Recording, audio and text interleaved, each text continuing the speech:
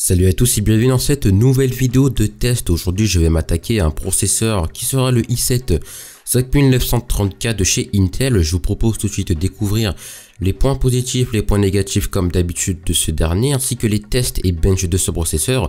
On va utiliser d'abord Cinebench pour tester les scores de ces CPU ainsi que les tests de température de ce dernier. Avant de s'attaquer au test de ce processeur, je vous propose tout de suite de découvrir quelques caractéristiques techniques de ce dernier. Alors il faut savoir que ce processeur est de socket 2011V3, donc il sera compatible avec toutes les dernières cartes mères en x99. Pour ce fait, je vous propose d'aller voir ma dernière vidéo sur la présentation de la x99 SX Power AC de MSI, donc une version très haut de gamme. Je vous mets une petite notation pour aller la regarder. Alors au niveau de ce processeur, on est basé sur une fréquence de base à 3,5 GHz. Ce qu'il faut savoir, c'est que ce processeur n'est pas vendu avec avant-tirade. Vous allez comprendre juste après dans le seul déroulement de cette vidéo. Alors ce processeur est un processeur qui est muni de 15 IMO en cache, donc le cache est de L3. Ça c'est vraiment pas mal à ce niveau-là. On va retrouver un processeur en 6 cœurs, mais il va disposer aussi de cœurs logiques, donc des threads. Donc on aura un processeur finalement en 12 cœurs, en comptant les threads bien évidemment. Il pourra consommer maximum jusqu'à 140 watts, donc prévoir une alimentation assez conséquente. Normalement votre alimentation de base dans votre PC, que ce soit gamer ou de montage, sera largement l'affaire. Alors au niveau de ce processeur, on a une garantie Intel qui sera garantie 3 ans, donc ça je tiens à le noter au cas où si vous allez avoir des problèmes avec ce dernier. Alors au niveau du processeur, on est basé sur un processeur qui est débloqué, donc les coefficients et les cœurs sont débloqués, ce qui va vous permettre d'overclocker ce processeur. Alors cela va être très intéressant dans le cas où vous allez pouvoir l'overclocker à des fréquences vraiment très importantes. Seulement il va falloir prévoir un gros water cooling de style custom ou AIO, ou un gros ventilateur en air cooling de type Noctua ou BeQuiet, ou tout à fait comme Cooler Master. Alors je vous l'ai dit précédemment, ce processeur va consommer énormément, mais va énormément chauffer au niveau des températures, puisqu'au niveau des fréquences, j'ai pu monter de base à 4,3 GHz sans avoir besoin de monter les voltages de ce dernier. Donc jusqu'à là, on a quand même des fréquences assez correctes et des températures assez correctes qui vont ne pas dépasser les 50 degrés en idle, je tiens à le préciser. Passons au test des scores de ce CPU, donc le 5930K de chez Intel. Alors vous pouvez remarquer que de base à une fréquence de 3,5 GHz, le 5930K atteint un score de 1087, donc c'est vraiment de très bonnes performances comparé à mon processeur. Vous pouvez voir les tests maintenant qui s'affichent à votre écran. Donc vous pouvez voir que la fréquence est de base à 3,5 GHz, que les voltages sont quasiment par défaut, je n'y ai absolument pas touché, donc on va être à 0,804 volts, donc c'est vraiment pas mal, 0,8, donc j'ai laissé aussi par défaut les voltages dans le BIOS. Il faut savoir qu'on ne va pas déplacer les 1 volt au niveau des voltages quand on est par défaut, donc ça c'est vraiment assez intéressant. Augmentons un peu la fréquence de ce processeur et vous pouvez voir actuellement que je l'ai overclocké à 4,4 GHz, donc toujours sur le 5930K.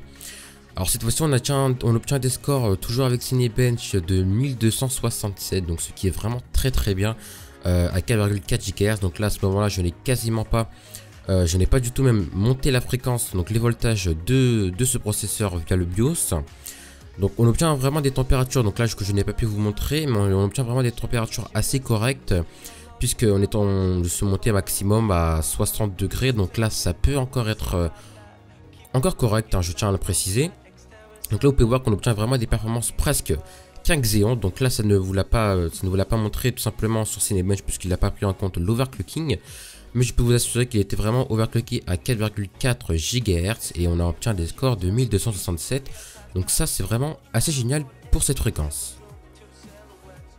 Maintenant passons à une fréquence vraiment assez élevée, j'ai envie de dire, puisque là j'ai réussi à overclocker à 4,6 GHz en ayant un voltage sur le CPU à 1,4 V, donc là ça commence à monter et ça commence vraiment à chauffer.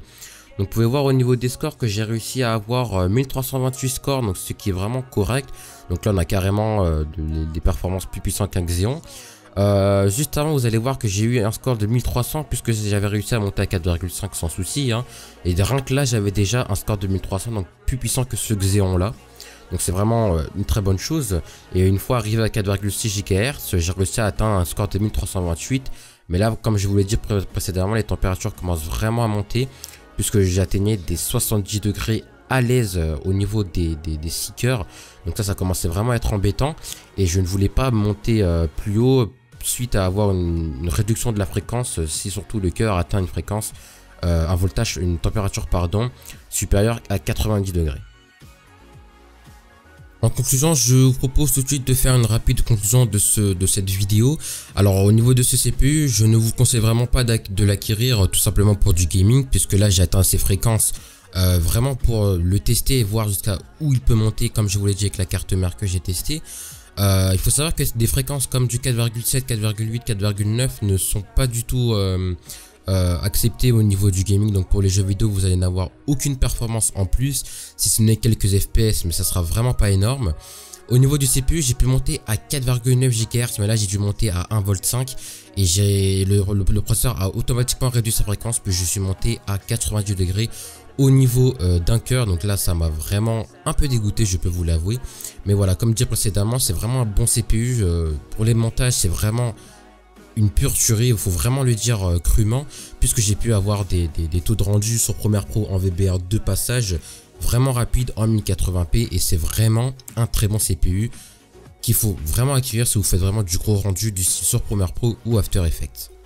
Voilà, j'en ai terminé avec cette vidéo de présentation et test de ce CPU, le i7 5930K. Je vous remercie de m'avoir suivi. Je vous invite à mettre un commentaire pour cette vidéo et ainsi qu'un petit j'aime, ça me fera extrêmement plaisir. En attendant, je vous dis à très bientôt pour de nouvelles vidéos. Salut à tous.